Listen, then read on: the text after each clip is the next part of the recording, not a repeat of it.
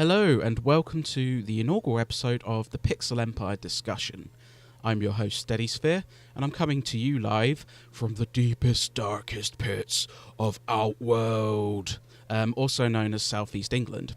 Now, the whole point of this sort of sub-series is not only to get you guys involved on Twitter, maybe create some spirited debate, but also to offer something a bit different because some people do feel that my straight-laced reviews are a bit on the dull side, although I argue that I'm trying to sort of create an archive, much like the site I write for that's run by my good friend Tom, that you can just sort of dip your toe into, get an honest, fair and professional opinion from me on what games you should and shouldn't play, and hopefully steer your guidance in terms of what you buy. So hopefully this will appeal to those people who say that, but also you guys who have stuck with me and helped me grow my reviews. So my first topic is one I raised to you guys a few weeks ago on Twitter. It's about what makes a great sequel. Now, I chose this because this year has really been almost like the year of the sequel. You've had Kingdom Hearts 3, Metro Exodus, you've got Resident Evil 2 Remake, which, while not necessarily a sequel, is a remake of arguably one of the best sequels ever made, and even Shenmue 3 in August, which is just crazy to think about. So I felt it would be good to sort of have a look what we all think makes a great sequel, because not every game nails it. Some games may do elements from this video that I discuss, but not quite nail it to make that great sequel. Other games don't follow this advice and might knock it out the park anyway, but it's sort of 4 points which I think help usually contribute to a great sequel. So let's get started. Now, the first point I want to look at, which some of you might go, what? That's really obvious, is improve on the original. Not every game does it, so I feel it's worth discussing anyway. A lot of sequels are genuinely made to fix what was wrong with the original. So my first example, which I actually just discussed in a second ago, was Kingdom Hearts 2. Now, this game is a sequel to a game which I feel, although is good, has a lot of flaws which held it back for me. You know, the camera was a bit, shall we say, wonky. The difficulty had a tendency to spike up and down, which was really frustrating. Not everything was perfect. But Kingdom Hearts 2, which I got, I think, Christmas 2006... was really good. Lots of improvements. Combat was better. It was a touch on the easy side, but I think that steady difficulty was far better than constant up and down, and it continued the story in a meaningful way. So absolutely an improved sequel. Another example, which a lot of you guys mentioned to me, is Uncharted 2. Now, the first one, again, not a bad game, but some issues held it back. You know, frustrating at points. You know, it was clearly trying to sort of capitalize, on the sort of market Gears of War had started with its third-person shooting cover-based system. But the second game, it's almost its own thing. It's more polished. It's got a fantastic narrative thread which keeps you going. It's got some absolutely breathtaking sequences, such as a train sort of pursuit where you're being gunned down by a helicopter, and yeah, on the whole it was just fantastic and a riot from start to finish. So definitely an improved sequel. Another one, almost, I think that was the same year even, was Assassin's Creed 2. The first Assassin's Creed from 2007 was a good start, but very repetitive, and I mean, I'll give you a tenner if you can name me anything about Altair, because I can't remember other than his name. But the second game had a far more relatable and likeable protagonist. The sort of city of Rome was just stunning to explore, and it had a much better spread of varied activities. So another one for the improved sequels list. Absolutely worth a go. The last one, again from the same generation, but a few years later after that, was Borderlands 2. Now, I like Borderlands 1, but I could totally see why people didn't. It was very dusty, if that's the right word. Lots of sparse locales that were very drab and grey. There was very little story, and the ending was a giant pile of crap, to be honest. So, you know, totally understand why people didn't get on with it as much. But the second game, I think a lot of us agree, was awesome. You know, more guns, better colour on each level, more distinct locales, and a much stronger story, which had a fantastic protagonist in the form of Handsome Jack and his butt stallion.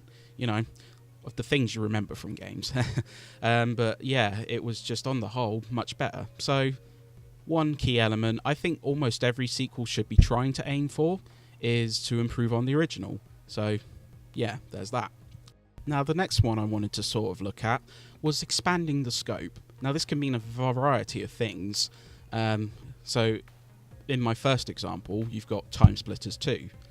This game followed a pretty decent launch title for the PS2, but one that now doesn't really get talked about, mainly because its sequel was so much more memorable in a way. The sort of exaggerated cartoon look carried over, but you now had a story mode which had often hilarious cutscenes and some really cool time travelling antics. You had the arcadey mode, which was like letting you take on challenges while trying to earn medals, which was so addictive. Going for those golds was just so fun. And more multiplayer options, you know, tons of characters to unlock and play as. I think it's one of the most robust shooters until Time Splitters 3 came out, which was even better. So you can't go wrong with either, of course, but that's a great example of a sequel which just expanded and grew.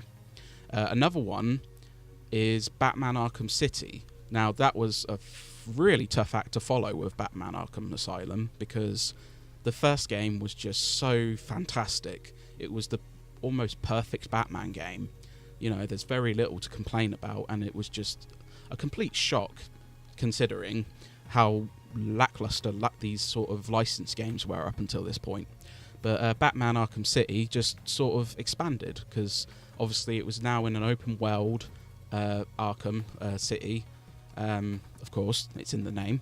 And it just had more sort of activities to do. You could glide around the city, which was absolutely stunning.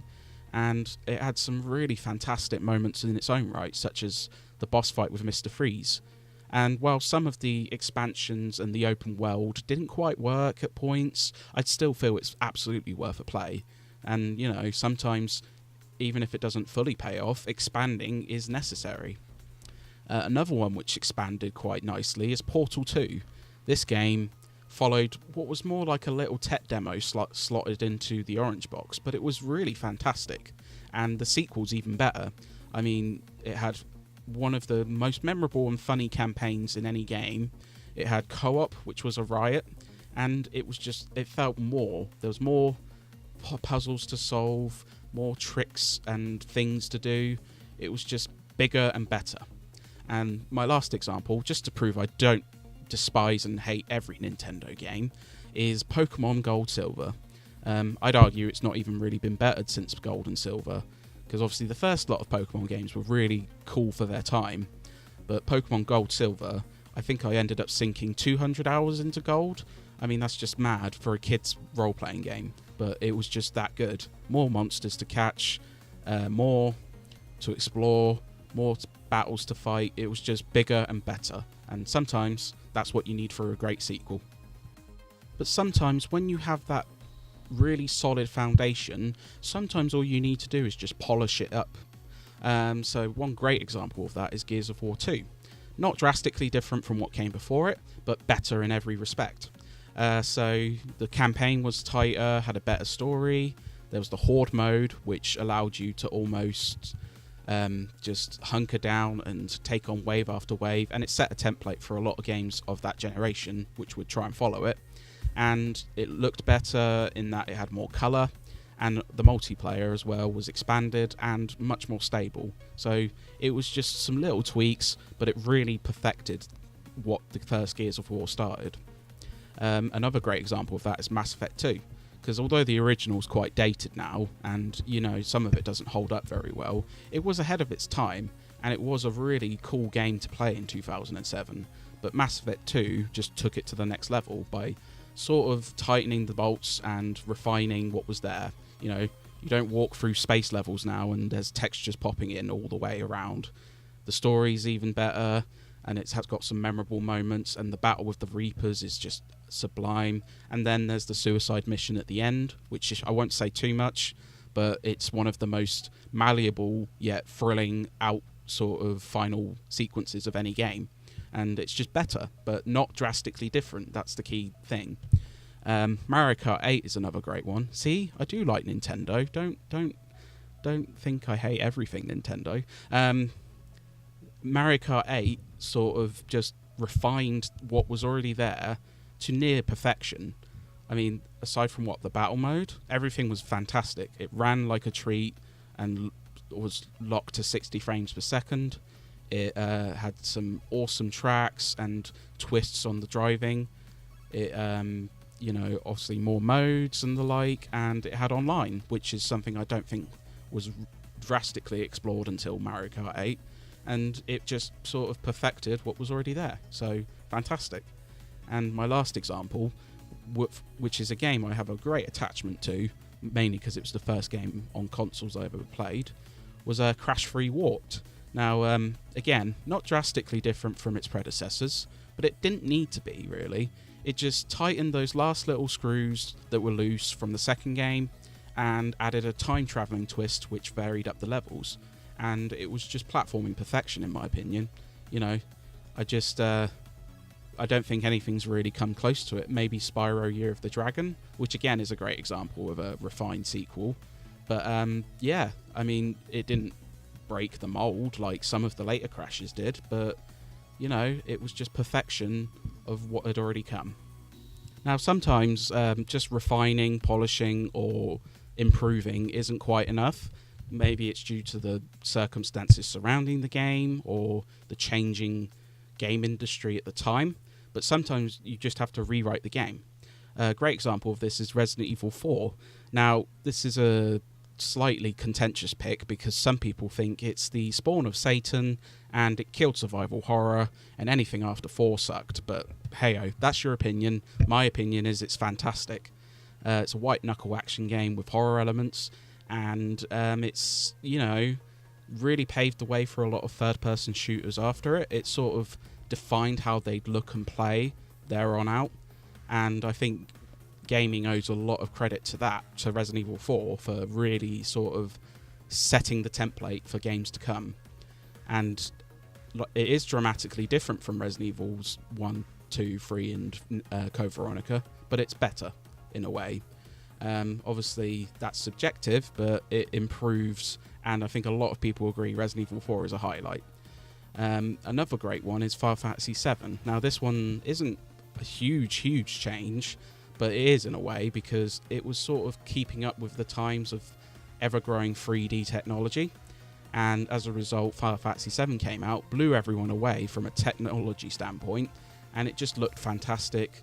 It had some different elements which the series hadn't really tried yet, and it was all for the better because it sort of paved the way for more JRPGs to come over to, PAL and American territories, because America got quite a few JRPGs still, but we weren't so lucky in Europe, I don't think, and it paved the way to allow more of them to come over because it became such a mega hit. Another great one is Metal Gear Solid. Now, again, it's more of a change from 2D to 3D, but it also boasted some fantastic cinematics for its time. Obviously now they look a bit potato-y, but for its time, nothing had really even attempted to have so much voiceover and dialogue and story, and it was just so fantastic for its time. And it's also got, obviously, the fourth wall breaks, the sort of psychological elements. I mean, I can't stress enough, go play Metal Gear Solid if you haven't already. If you don't like it, that's fair enough, but I think it's one of the best games ever made. My last pick is Red Dead Redemption. Now, it's interesting because Red Dead Revolver before it was sort of a holdover project from Capcom, who then abandoned it, and then it was picked up by Rockstar. And you could tell it was quite limited. It wasn't really to a style of a lot of GTA or anything like that. It was straightforward shooting. But Red Dead Redemption really upped the stakes, because by taking it to an open world, it was much more involving. I don't think there were really any open world westerns by that time, and although I like it, I didn't think it was as fantastic as reviews painted it to be, but a lot of people give it a lot of love. And, it was that change that was necessary to rewrite the game and make it its own thing while also continuing the franchise. So, yeah, sometimes it's just a case of it's like someone coming in, looking at an office desk and smushing everything off of it and starting over. Sometimes that's just needed to keep games going. I want to sort of now take it to the guys on Twitter who gave me some fantastic answers, and I do generally think I've met some great people on Twitter, so I thought I'd like to get what you guys think. First one I want to read is from @RetroGameRater. I should point out he does a fantastic set of reviews himself, mainly covering PS2 Xbox era. So if you haven't subbed to him already, check him out in the link below. He said, the additions have to be logical and meaningful, and not just simply doubling down on what made the first game fun. It's important to stick close to the simple but great idea of the original, while also expanding on those ideas. And I thought that was fantastic and very well worded. Next up, we've got @SwooperD, Dan Driver. He's a great guy. Absolutely recommend you follow him on Twitter. Lots of retro game goodness there as well. He says, I think expanding the appeal of the original and using its best features to go to new and exciting places. A great sequel will also reduce focus or improve on the original's weakest areas, much like Uncharted 2 did, which I think is a fantastic response as well. Excellent. One response I wanted to read was from @RandomMonkey. Dave said, food for thought. Movie sequels traditionally get worse, whereas game sequels traditionally get better. With games, you can just improve what's already there and fans will be happy. In movies, narrative and character development is far more important and harder to get right. What are your thoughts? I think that's a fantastic question to raise, and thank you for your input. I definitely agree. Game sequels tend to be better, whereas movie sequels tend to be worse. But that's a whole other can of worms to open. But what do you guys think? I also wanted to give a quick shout out to 4 people I follow on Twitter who gave very good answers, but they're all quite similar, so I wanted to lump them together just for convenience sake. You've got Shane, not me, @TallmanGaming. You've got Emma @DragonRider4923. You've got Retro Prime, who's Prime_Retro. And you've got Mean Machine Dean, who's the MMD_. He's just done some fantastic charity work for Game Blast. Please go check him out. Check everyone out that I've mentioned. But yeah, they've all sort of said it's taking the same formula, carrying on the story, and improving what was not quite working with the first one. So absolutely fantastic. Thanks for your response, guys. I think we'll leave it there for now, but that was some fantastic answers from you guys. You should follow everyone I've sort of mentioned, and also I hope you enjoyed the debut episode of the Pixel Empire discussion. Let me know what you think makes a great sequel in the comments below. Don't forget you can like, share and subscribe for more retro modern gaming content. And don't forget to join us, because with the Pixel Empire, it's all games, all errors, in context.